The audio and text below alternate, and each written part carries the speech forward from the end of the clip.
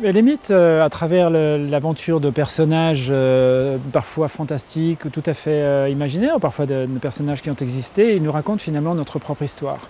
Mais en regardant l'histoire d'un autre, qu'il s'agisse d'Ulysse, de Thésée ou de la guerre des étoiles, Luke Skywalker, ou de grands patrons d'entreprise dont on a pu entendre parler, ou d'hommes politiques, peu importe, ils nous racontent une histoire de nous-mêmes parce que finalement, derrière la diversité des aventures, on a toujours un séquencement quasiment identique. Le héros qui s'en va dans une aventure absolument incroyable, son initiation à travers des épreuves, des dangers qu'il va braver, et puis comment il revient dans le monde ordinaire, qui lui n'a pas fondamentalement bougé, mais lui revient avec quelque chose de nouveau, une transmutation, et à son tour, justement, par sa propre exemplarité, il peut inspirer d'autres personnes et transformer le monde.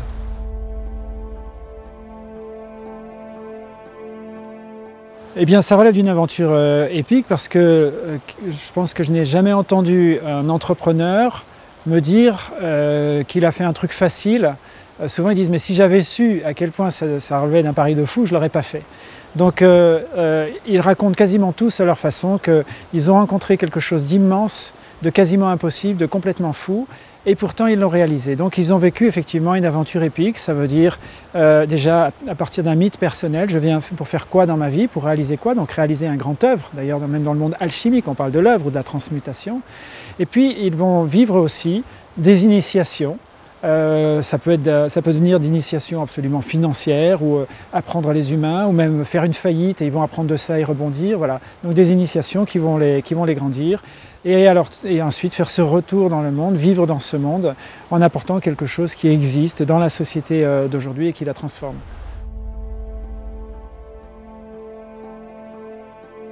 Les entreprises, on va dire, qui ont ce fameux feu sacré, viennent lorsque les personnes qui incarnent cette entreprise, donc en général les dirigeants, au départ en tout cas, eh bien, portent ce mythe. Ça veut dire ils disent ensemble, nous avons décidé d'aller sur la Lune, ensemble nous allons aller sur Mars, ensemble nous allons transformer la société pour lui donner telle ou telle chose ou éradiquer telle maladie. Donc il y a une aventure épique, encore une fois un mythe, auquel ensuite toute personne dans l'entreprise, peu importe son job, comptable, à l'accueil, aux ventes ou à la direction, peut se relier. Non seulement les personnes dans l'entreprise, mais tout l'écosystème humain à l'extérieur de l'entreprise qui va se retrouver aussi dans cette force-là.